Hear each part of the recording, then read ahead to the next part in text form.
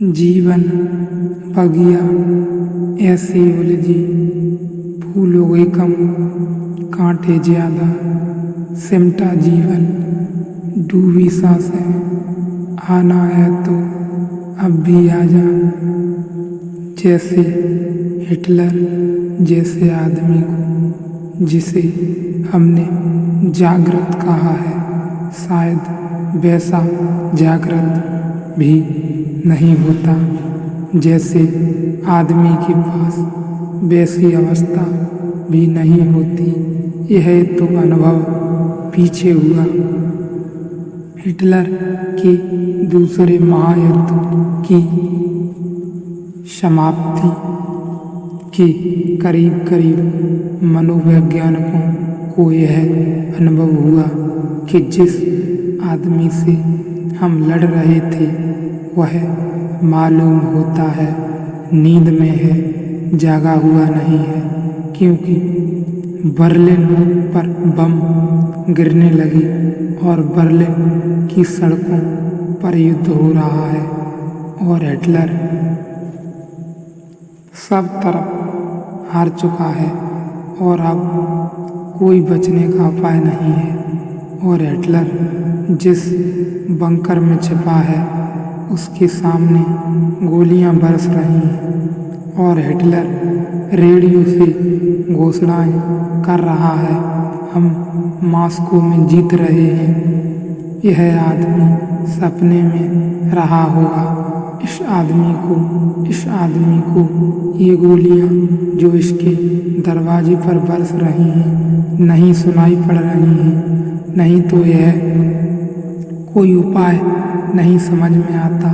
यह कह रहा है कि हम जीत रहे हैं। हिटलर के सेनापति ने आकर उसे खबर दी कि हम हार रहे हैं, तो उसने कहा इसे गोली मार दो, यह पागल हो गया है, हम हार ही नहीं सकते हैं, यह सवाल ही नहीं, घड़ी दो घड़ी की बात है। हिटलर ने कहा कि मॉस्को सरेंडर कर चुका होगा, समर्पण कर चुका होगा, वह सब जगह हार चुका है, लेकिन स्वप्न में है जागा हुआ आदमी नहीं है।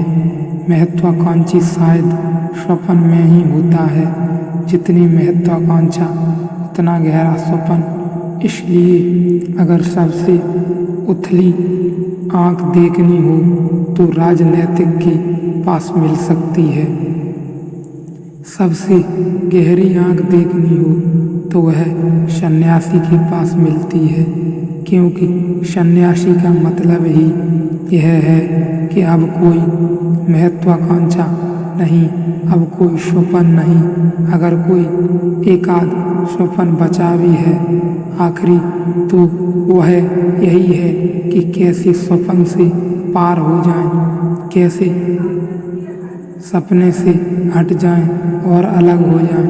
अगर कोई एकाध महत्वाकांक्षा बची हुई है तो वह यह है कि महत्वाकांक्षा से कैसे छुटकारा, बस स्वप्न को बिखेर दे तो जागृत सजग हो जाता है, या जागृत को सजग करके तो स्वप्न बिखरने लगता है। जागृत एक सजग हो जाए तो स्वप्न बिखरने लगता है, जागृत होकर जीने लगे तो सपने कम हो जाएंगे, सपने कम कर लें तो जागृति बढ़ जाएगी। ये सब जुड़ी हुई संयुक्त 7 घटनाएं हैं। गहरी सुषुप्ति क्या है? हम सोते हैं जरूर, लेकिन सुषुप्ति का हमें पता नहीं, क्योंकि जो जागने तक में सोया हुआ है वह जागने में कैसे जाग सकेगा। तो सुबह हम उठकर इतना ही कह सकते हैं कि सुबह अच्छी नींद आई, लेकिन हमें कोई भी पता नहीं कि वह नींद क्या थी। आप जिंदगी भर से सो रहे हैं, लेकिन आपकी नींद से कभी मुलाकात नहीं हुई। आपने कभी नींद को उतरते देखा? जैसे रात उतरती है, सांझ सूरज ढल जाता है और अंधेरी परत जमीन को घेरने लगती है। ऐसा कभी आपने अपनी चेतना पर नींद को उतरते देखा नहीं देखा, क्योंकि नींद जब उतरती है तब आप मौजूद ही नहीं होते, और जब तक आप मौजूद होते हैं तब तक नींद उतरती नहीं। तो सोते हैं रोज, लेकिन सोने से कोई परिचय नहीं है, और जो अपनी नींद से ही परिचित नहीं हो पाया वह स्वयं से क्या परिचित हो पाएगा, जिसके भीतर इतना बड़ा अंधेरा छाया हुआ है, इतना बड़ा महाद्वीप का 8 घंटा रोज सोता है और सब होश खो देता है। वह आदमी कैसे उस गहरे तल पर पहुंच पाएगा जहां होश कभी खोया नहीं जाता? नहीं पहुंच सकेगा। स्वप्न तोड़ना पड़े साधना की प्रक्रिया है। सपनों को तोड़ना, बिखेरना, ताकि जागृति और जागृत हो, और एक घड़ी आ जाए कि जागृत इतना जागृत हो जाए कि स्वप्न विलीन हो जाए। जिस दिन जागृत इतना जागृत हो जाता है कि स्वप्न विलीन हो जाते हैं, उसी दिन पहली बार सुषुप्त का अनुभव होता है, सुषुप्त का दर्शन होता है। तब हम सोते भी हैं और जानते भी हैं कि सोए हैं, और जिस दिन कोई आदमी सोते में भी जानता है कि मैं सो रहा हूँ, अब इस आदमी को सुलाने का कोई उपाय न रहा। अब इसको बेहोश नहीं किया जा सकता। अब क्रोध असंभव है। अब यह हत्या नहीं कर सकता। अब यह चोरी कर नहीं सकता। अब यह झूठ नहीं बोल सकता। अब यह सब असंभव है, क्योंकि अब वह निद्रा का स्रोत टूट गया जिससे वह बेहोश हो सकता था।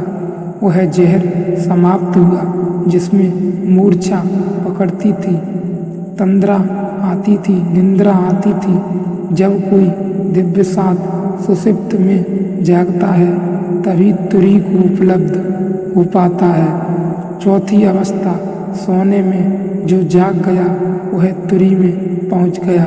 अब हम ध्यान के लिए तैयार होते हैं। थोड़े थोड़े श्रम से नहीं कुछ होता है, इसलिए यह अध्याय यहीं समाप्त होता हुआ।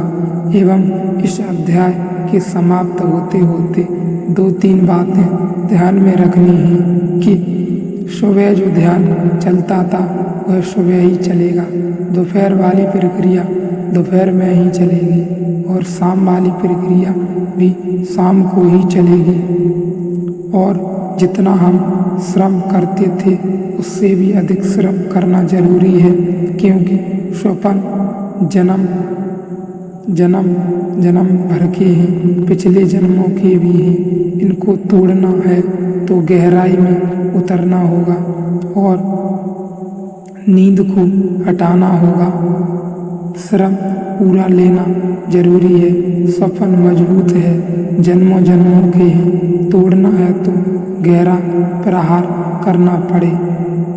इसके अगले अध्याय, अगले प्रवचन चेतना की घनी नींद और तुरी के बारे में कल से चर्चा प्रारंभ होगी।